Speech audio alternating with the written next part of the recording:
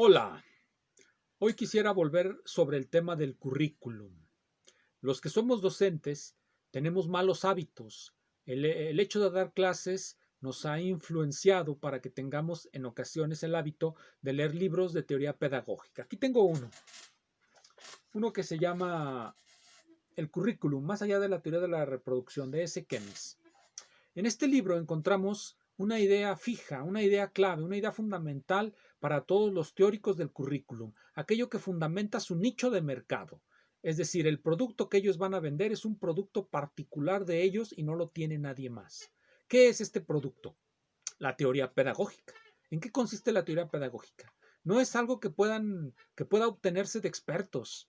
Si queremos diseñar un currículum, no hemos de recurrir a gente que sí sabe, no hemos de recurrir a matemáticos, a físicos, a químicos, a historiadores profesionales. Ellos no saben de pedagogía, ellos no saben de valores, ellos no saben de eso especial, de esa relación especial que se va a dar en el salón de clases entre el profesor y su grupo. Eso es lo que va a vender el pedagogo, esa relación fundamental, esa relación cuasimística que está más allá de la ciencia y que se ubica del lado de la humanidad. Ellos son, por decirlo así, en una frase de Husserl, ellos son funcionarios de la humanidad y eso es lo que le van a vender a las escuelas.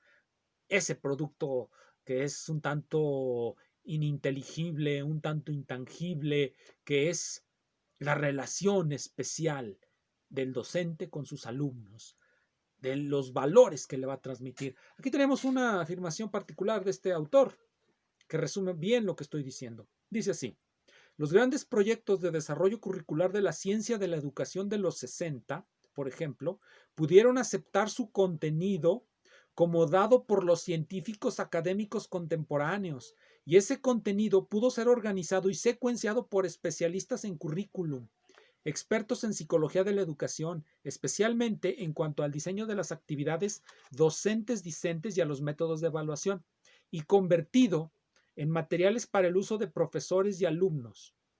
Desde este punto de vista, el trabajo de los educadores era técnico: poner en práctica las ideas y objetivos de los teóricos ubicados fuera de la clase, de la escuela y a menudo del sistema educativo, por ejemplo, llevando a cabo las ideas de los políticos, científicos o teóricos académicos. Las teorías sobre las que se suponían estaban basados los currícula a menudo entraban en conflicto unas con otras, tanto intradisciplinar como interdisciplinariamente. Bueno,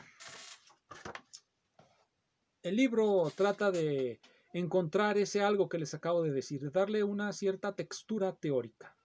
Para ello introduce dos conceptos para complejizar la noción de currículum.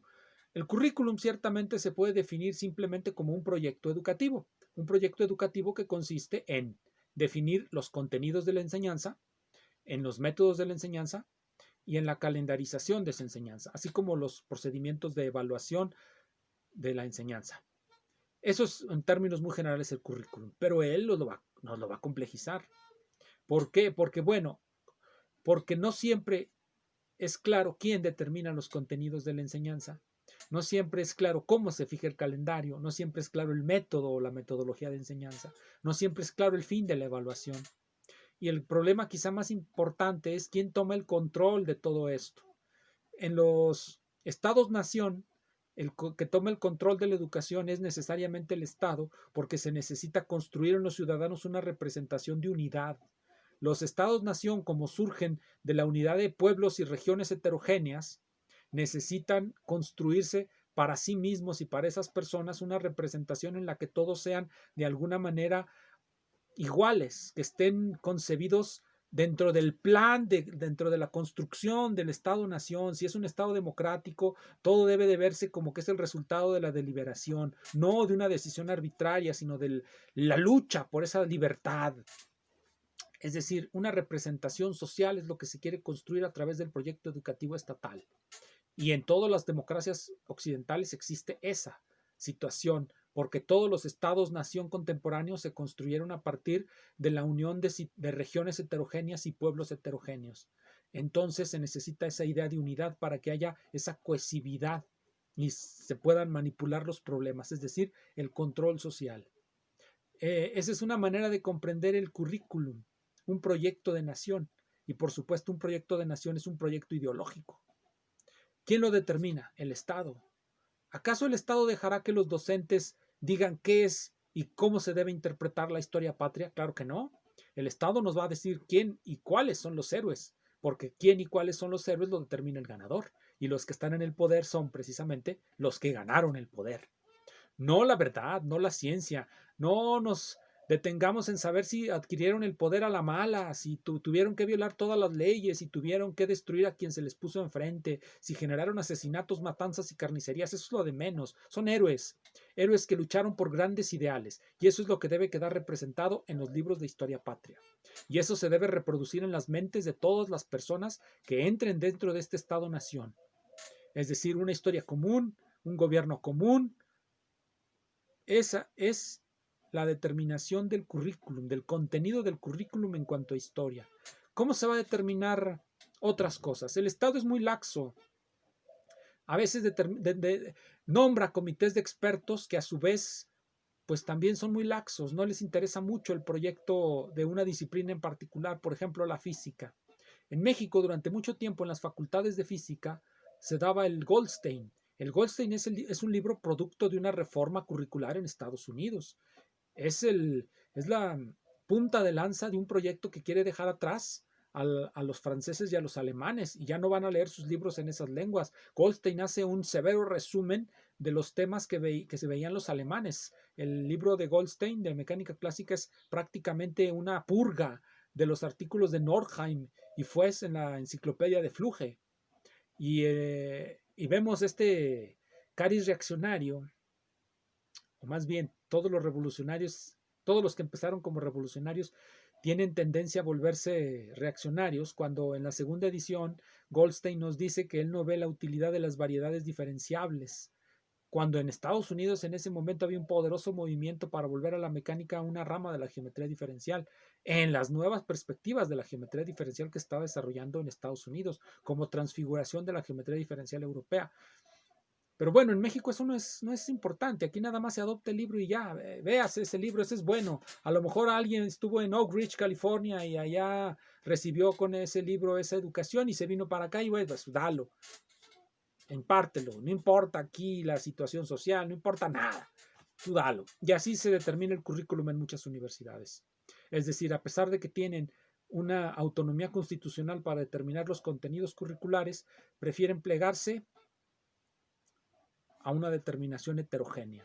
¿Por qué? Por incapacidad, por política, por las dos cosas o por alguna otra. El asunto es que el currículum se vuelve algo muy complicado cuando lo tratamos de diseñar colectivamente. Generalmente las decisiones autoritarias son las mejores, las que funcionan. Las decisiones democráticas rara vez trabajan. Entonces, el currículum, pues, es una determinación histórica, nos dice Kemis, y es también una determinación metateórica. ¿Por qué histórica? Por lo que acabo de comentar. Es la vicisitud histórica la que va determinando lo que se imparte en el currículum. ¿Por qué metateórica? Porque poder diseñar un currículum requiere que tengamos un diseño de teoría. En ocasiones los currículums se pueden diseñar como críticos, críticos de la sociedad existente. En otras ocasiones se pueden diseñar como funcionales a la educación existente. Y aunque no les guste a los teóricos de la educación, ellos tienen muy poco que decir respecto a la visión global de la sociedad, porque eso es materia de los sociólogos. Como última carta, la última carta que yo conozco de los grandes pedagogos es decirnos que no, que hay un espacio para la investigación y otro espacio para la enseñanza, y que son los grandes pedagogos los que realizan una transfiguración de los contenidos de la ciencia viva y los vuelven la ciencia muerta de las aulas. Esa es la última carta de los grandes teóricos del currículum, para no decir que los verdaderos enemigos de la enseñanza son los que sí saben. ¿Por qué? Porque no son pedagogos. Para ellos es muy importante la pedagogía porque eso es lo que venden. Recordémoslo, es un nicho de mercado, no un nicho cognitivo. Muchas gracias.